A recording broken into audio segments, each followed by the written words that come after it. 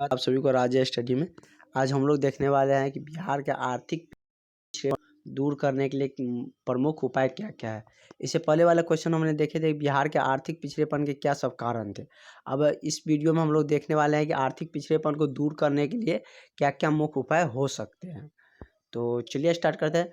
बिहार के पिछड़ेपन के क्या क्या कारण थे? जनसंख्या बढ़ती हुई जनसंख्या थे, आधारभूत संरचना का अभाव था, और उसके बाद क्या था कि गरीब कृषि पर निर्भरता था। तो यही सब क्या था, मतलब पिछड़ापन का कारण था। अब हम इससे ये जानेंगे कि इससे हम बचाव कैसे करेंगे, इससे उभरेंगे कैसे, और मतलब आर्थिक पिछड़ेपन को दूर कैसे करेंगे। तो चलिए देखते हैं आंसर क्या है। तो ये दोनों क्वेश्चन मतलब एक दूसरे से रिलेटेड है। एक याद हो गया तो दूसरा मतलब उसका अपोजिट कर देंगे तो खुद ब खुद बन जाएगा। बहुत ज़्यादा इसमें सोचने की ज़रूरत नहीं है, और इससे बहुत ज़्यादा मतलब क्वेश्चन भी 2 नंबर और 5 नंबर दोनों टाइप से फ्रेम किए जाते हैं। तो अच्छा से इसे पढ़ लीजिएगा। देखते हैं क्या है। बिहार के आर्थिक पिछड़ेपन को दूर करने के लिए प्रमुख उपाय निम्न है। मतलब बिहार में आर्थिक पिछड़ेपन को दूर करने के लिए प्रमुख उपाय लिखे हैं। मतलब क्या क्या है वो देखते हैं। वैसे तो बहुत सारा हो सकता है, लेकिन प्रमुख कुछ लिखे हैं। पहला क्या है, जनसंख्या पर नियंत्रण। सबसे पहले तो जनसंख्या पर नियंत्रण होना चाहिए, क्योंकि आप लोग जानते हैं कि छोटा परिवार सुखी परिवार होता है। जनसंख्या कम रहेगा तो संसाधन ज़्यादा बढ़ेगा, मतलब ज़्यादा सेविंग भी कर पाएगा। तो क्योंकि अगर जनसंख्या ज़्यादा आता था, पैसा मतलब जितना आता है वो सब भरण पोषण में ही चला जाता है, मतलब संसाधन का ज़्यादा भाग भरण पोषण में ही चला जाता है। इसलिए जनसंख्या पर नियंत्रण होगा तो मतलब राज्य का विकास अपने आप होगा। बिहार में बढ़ रही जनसंख्या पर नियंत्रण पर रोक के लिए परिवार नियोजन को कड़ाई से अपनाना होगा। परिवार नियोजन योजना जानते हैं? तो मतलब क्या कर रहा है कि बिहार में जनसंख्या पर यदि नियंत्रण करना है तो परिवार नियोजन योजना पर क्या देना होगा, जोर देना पड़ेगा। पुरुष एवं महिलाओं को शिक्षित करना अनिवार्य है, और जब तक शिक्षित नहीं होगा तब तक ये पॉसिबल नहीं है। शिक्षित होता है तो वही समझ पाता है कि हाँ हम दो और हमारे दो, और वैसे मूर्ख रहेगा तो एक क्रिकेट टीम ही बना देगा।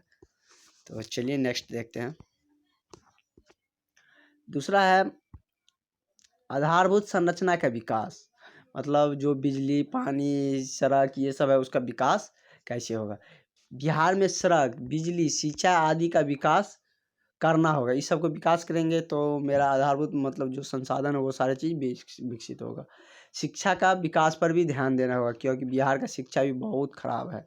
तो मास मास टर्म में देखा जाए, मतलब ज़्यादा केस में तो शिक्षा का स्तर बहुत गिरा हुआ।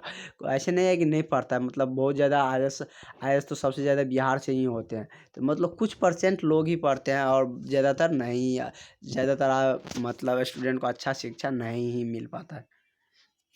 तो तीसरा पॉइंट है, तीसरा पॉइंट देखते हैं कि क्या है, मतलब बिहार के विकास में क्या क्या हो सकता है। तो इसके लिए हम 2 पॉइंट देख चुके, और अब हम तीसरा पॉइंट देखने वाले हैं। तो तीसरा पॉइंट है कृषि का विकास। क्योंकि हम पिछड़ापन में देखे थे, बिहार के पिछड़ापन में, कि बिहार कृषि पर निर्भर रहता है। कृषि पर निर्भर है तो उसका विकास, कृषि का विकास होगा तो मतलब क्या है, देश राज्य का भी विकास होगा, क्योंकि हमारा राज्य क्या है, कृषि पर निर्भर है। तो देखते हैं कि बिहार के मतलब कृषि का विकास कैसे हो पाता है।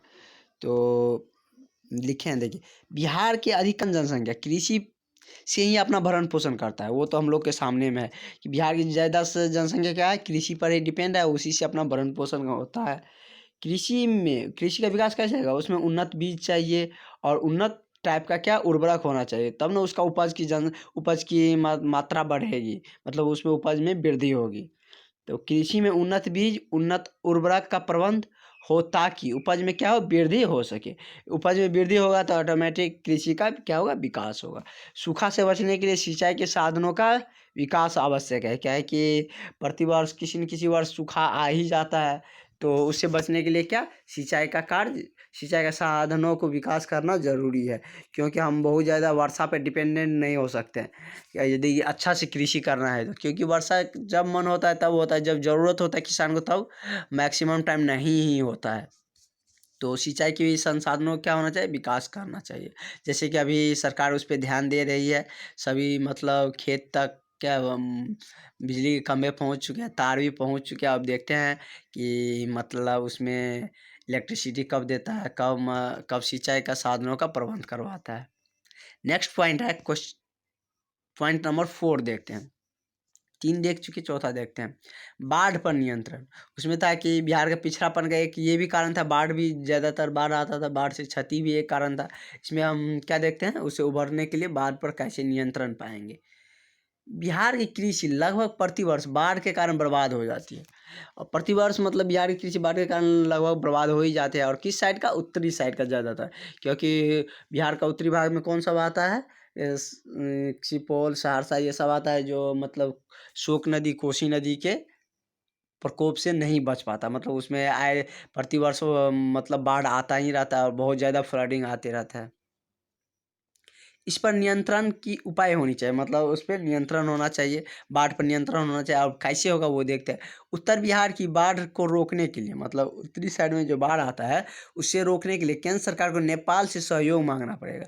नेपाल से सहयोग मांगने का क्या मतलब, क्योंकि इसमें जो है नेपाल में बैरेज बना हुआ, वहीं से यदि फाटक खोला जाता है तो ज़्यादातर फ्लड आता है, ज़्यादातर बाढ़ आती है, वही तब कोसी में पानी भर जाता है।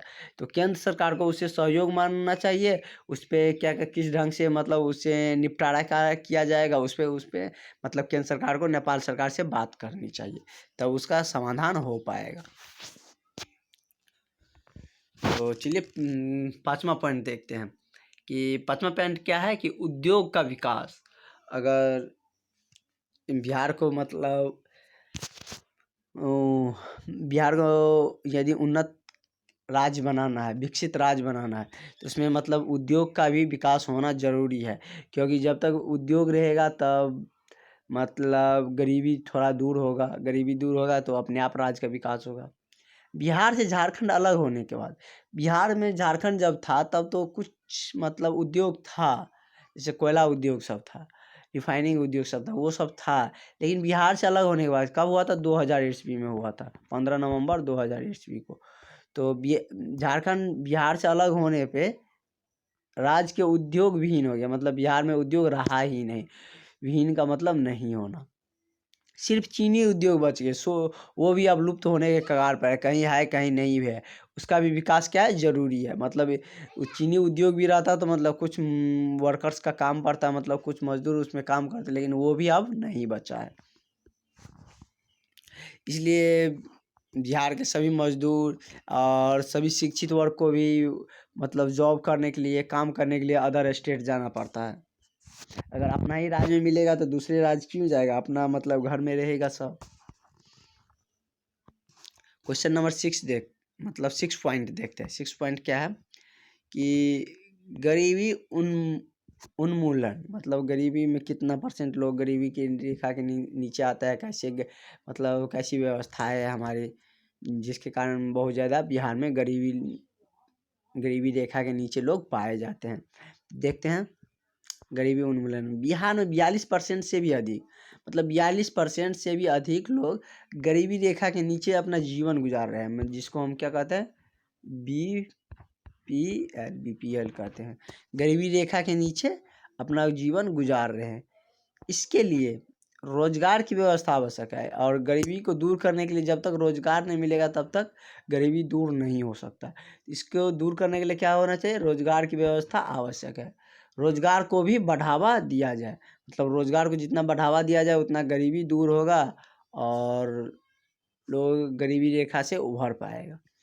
तो ये 6 पॉइंट लिखे थे, मतलब बिहार में गरीबी को दूर करने के लिए। और उसके बाद हमने ये भी देखा था कि बिहार में मतलब आर्थिक पिछड़ेपन का क्या कारण था। उसके बाद में हम एक शॉर्ट पॉइंट देखने वाले हैं, जैसे कि इसमें हम दोनों के एक जगह लिख दिए, बिहार के पिछड़े पर क्या कारण है, उसका पॉइंट, जो पॉइंट हम पढ़ाए वो ही यहाँ पे लिखे हैं। और बिहार के पिछड़ेपन को दूर करने का क्या क्या उपाय है। यदि ये याद नहीं रहा, उतना नहीं याद रहा था, हम ये पॉइंट लिखेंगे तो अपने आप हो जाएगा। जैसे पहला पॉइंट लिखे है बढ़ती जनसंख्या, यदि हम बढ़ती जनसंख्या लिख देंगे तो अपने आप दिमाग में आ जाएगा कि बिहार में जनसंख्या बढ़ रही है, उस पर नियंत्रण होना चाहिए।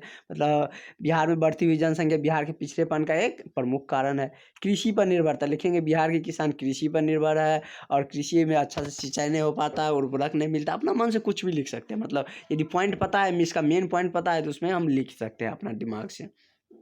क्योंकि 10th में आने के बाद आपका दिमाग उस ढंग से ब्रॉड हो ही जाते हैं। उसके बाद तीसरा पॉइंट लिखे बाढ़ और सूखा से क्षति, ये भी लिख सकते हैं। औद्योगिक पिछड़ापन, ये भी खुद से लिख सकते हैं कि वो हमारे राज्य में उद्योग नहीं है, उद्योग विहीन है, मतलब उद्योग में पिछड़ा हुआ राज्य है। यह इस कारण से भी बिहार एक पिछड़ापन के बिहार का एक कारण है। गरीबी, बिहार में बहुत ज़्यादा गरीबी है, इसलिए बिहार हमारे पिछड़ेपन के एक कारण है।